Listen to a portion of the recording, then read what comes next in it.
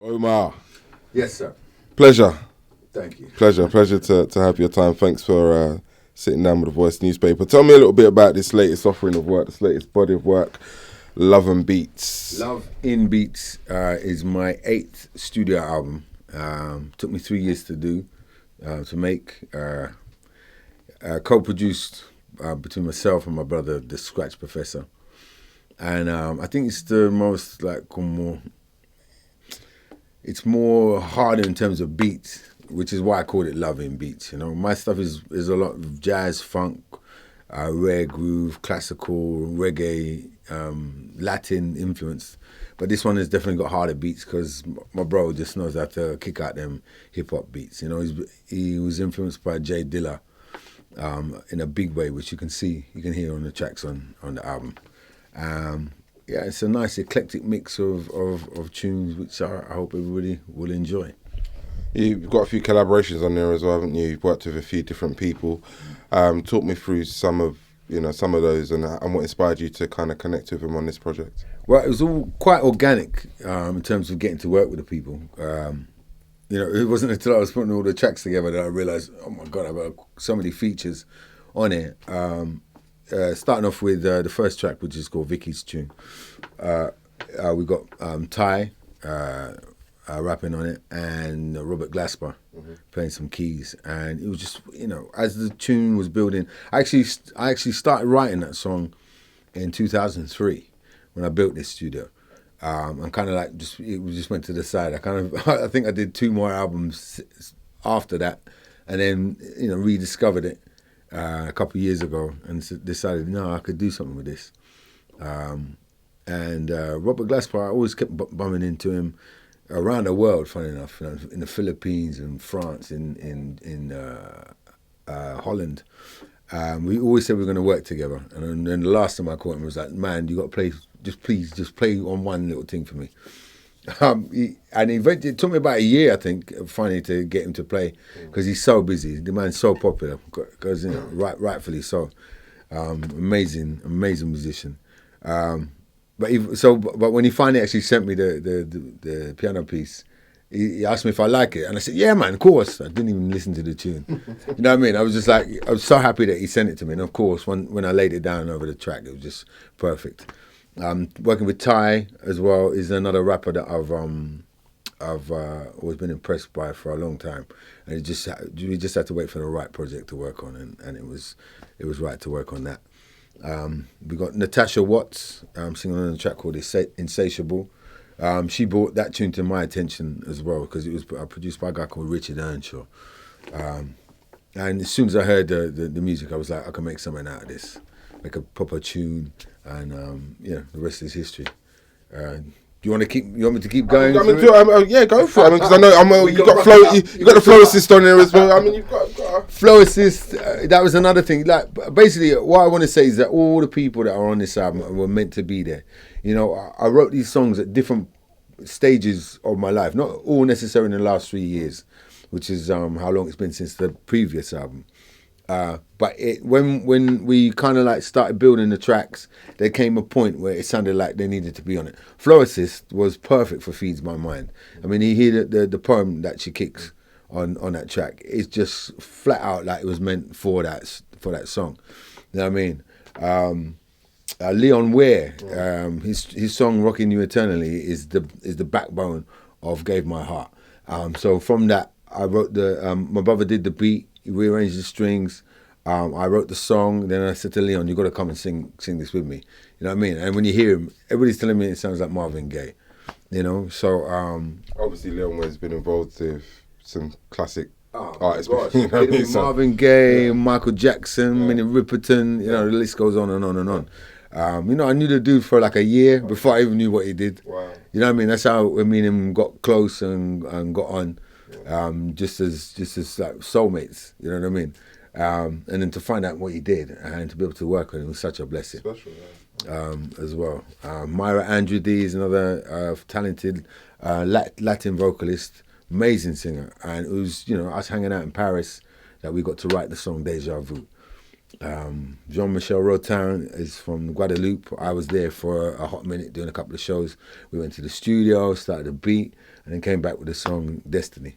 You know, hanging out in Bali, I met a guy called Maurice Brown, amazing rapper and amazing trumpeter as well. And he had this beat going on. I was like, man, I need to get that one. There's something I want to tell you, but I can't tell you on camera, so I'll tell you after. Make sure. How about that one? But I mean, but it sounds like it was really all organic then, pulling this project together. It wasn't really contrived or constructed in any way. It was like... Not really. I would hope that you would hear the, what's the word? It's the authenticity of the feelings coming out of the music. You know what I mean? The track with my daughters called Girl Talk on it.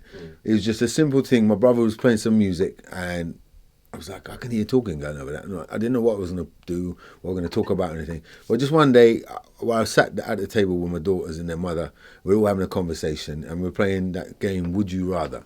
I don't know if you're aware of this one. This is what kids play. Would you rather eat a bucket of sick or get slapped in the head? That kind of thing.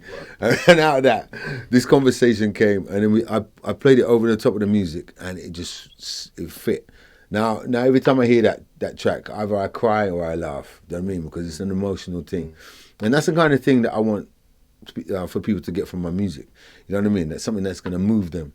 That they're not just going to be, it's in the background. This is something that they're going to be paying attention to. That leads me on to my next question then, because what at this stage of your career, 33 years in the game, what are you making music for, Omar? Yourself, your fans, like to create a new audience? I mean, what's the motive, mate?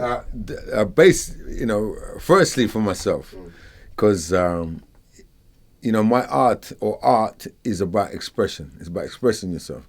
And I can't lay down a beat or chord pattern or vocals or bass or keys or whatever without feeling the music. You know what I mean? So I have to feel it first and foremost. My first single that I ever made in 1984, I hated it after 2 weeks. I hate it with a passion. Something artists say all the time. Well, some people, they hate a tune and it becomes number one. It wasn't going to be one of those. But I decided from there that I was going to make music that I like, that I'm going to be into. Because you have to perform this music for the rest of your life. You know what I mean? So that was the point of me doing that. And I've forgotten exactly what I was talking about.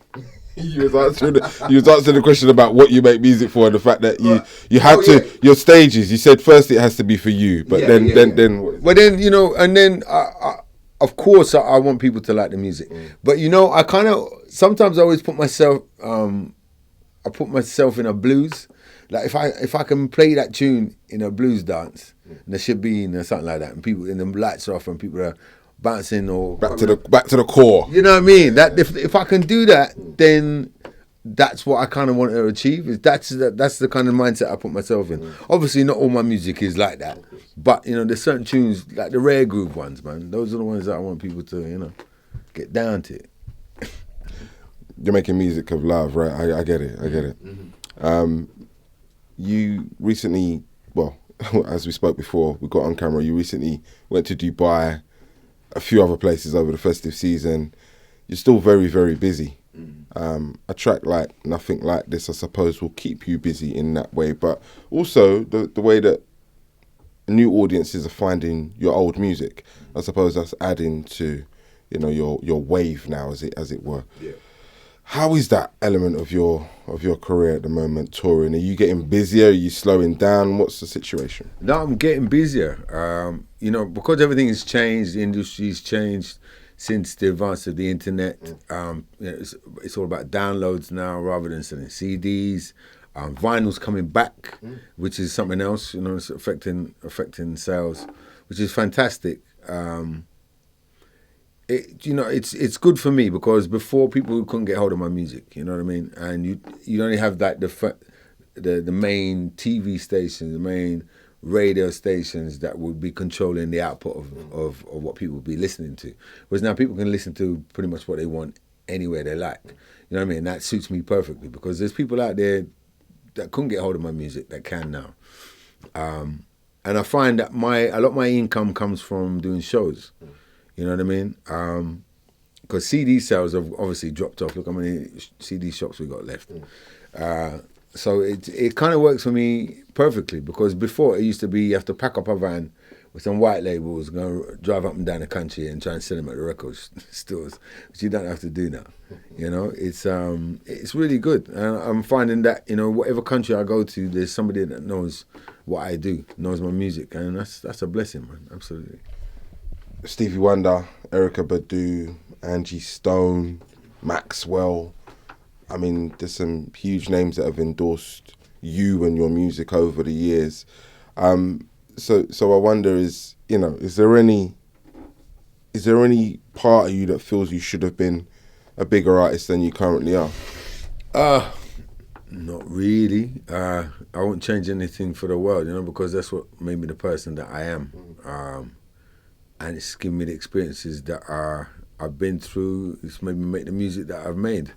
You know, if things have been slightly different, if I got, you know, when I was 16, I got an offer to have like a little tiny record deal. I go to the States and, you know, do a little touring and do some writing out there. But at the time, I chose to go back to school. I chose to stay in school. I went to Cheetham School of Music in Manchester. And it's just that, you know, that was the path that I chose. Maybe if I had done that, who knows what kind of music I would have made now. Maybe I would have got lost in the, you know, the tons of people making music, and maybe I've made bland music, and maybe my hair would have been different. Or, do you know what I mean? I don't know. I couldn't tell you. Obviously, you've been around for a while. So, what are the major differences that you see in the music business? Because few have your perspective. Let's keep it straight. Right. What are the major differences that an aspiring artist has to deal with now that you didn't when you were cutting your teeth, and pros and cons of the industry there now? I mean, just give us a comparison. Well, a lot of people can handle their product and their artistry, whatever, before they get discovered. You know what I mean? People are getting discovered off the backs of their, you know, YouTube hits or Facebook likes and Instagram likes or things like that. Where I think that's more healthy in terms of the output, in terms of the product that you're putting out there, because there's no A&R man trying to say to you, right, you need to sound like this. This is what's happening now. You need to do this kind of thing. People are actually doing their own thing, and you know it's worked around the other way. Getting paid for it is the sticky subject, basically. You know what I mean? Because I hear about people say they don't like people downloading for free because that affects their sales. But, you know, some people that I know, it's funny because they can't build their second swimming pool next to the tennis court. That's what they're complaining about, you know what I mean? Because other people still make their money, but they'll probably do it by doing live shows and selling the CDs or the T-shirts or the key rings or the condoms or whatever you need to sell. You know what I mean? Whatever your merchandise is. You have to change your way of thinking. And that's for people that grew up in my time. Whereas the kids now, they know they kind of know what they're doing. And I think, yeah, I like the sound of the music that I hear, because it does sound more like it's them, rather than they've been manufactured. I mean, you still got the boy bands and the girl bands and stuff like that, which is obviously what it is. But there are a lot more kids that are, you know, feeling it, and you can hear it in the music. So the sound is truer and less, I think so, tainted. It is truer, but there's so many of them. You know what I mean? I think that's probably that's the biggest difference now, that you can tune into anything you want when you want. So. Well, yeah, exactly. Which is, I prefer this side of it than how it used to be. You got nothing like this in you? What does that mean? Another one? Yeah, if those tracks come once but a lifetime, are we being greedy? You know, me sitting here saying, have you got another one in you? Because, you know, I listen to artists now and they just want 3.5 minutes like that to define their career and help them be relevant forever. Is it just the one you get? Have you got another one in the tank somewhere? Because you've already told us that you're drawing on tracks that you've done in 2003 for this latest project. So is there another one sitting with a bit of dust on the shelf somewhere? There's been so many. There's nothing like this since there's nothing like this. Now the fact that they haven't been top 10 or top 20 means fuck all to me. You know what I mean? Because these are the tracks that people come and stop me on the street for, that they come to the shows for. This is why I was naming other things. I got a tune called Tell Me, which every time I sing that out, it kind of goes a bit bigger than There's Nothing Like This, especially in the black dances. You know what I mean? And I've heard of people having to rewind it 4 or 5 times. You know what I mean? Right there is your There's Nothing Like This. It don't sound like it, but it's another tune that kind of does that. There's Little Boy, there's Outside, there's It So, there's Sing If You Want It. I mean, I could pull these tunes out left, right and centre. You know what I mean? And that's what means more to me than anything else. So if you're saying it in that sense, I've made plenty more There's Nothing Like This. You know, I said it in that sense because I wanted to know what, you know, your thoughts were on people who thought that. You know, it's funny. I had somebody put up a thing on Facebook. He came to my gig, and he's having a good time and all that. And then somebody wrote underneath, "So what? Did he do nothing like this for an hour and a half?" Well, you are. For a lot of people, you are just known as that. It's their intro track to you. I know. Well, that's the thing in it. You know what I mean? I take it with a pinch of salt, man. Yeah. You know what I mean? There's enough people that know all about all the rest of the music. Yeah. Some people think I've done 2 albums. Some people have done 3, some 4. You know what I mean? Not everybody knows I've got 8 right now. You know what I mean? And that's nothing, man. As long as you got a little inroad or an introduction to it, then you can find out about the rest if you like. You know what I mean? It's no big thing. It's no big thing. How would you like the latest offering to be received?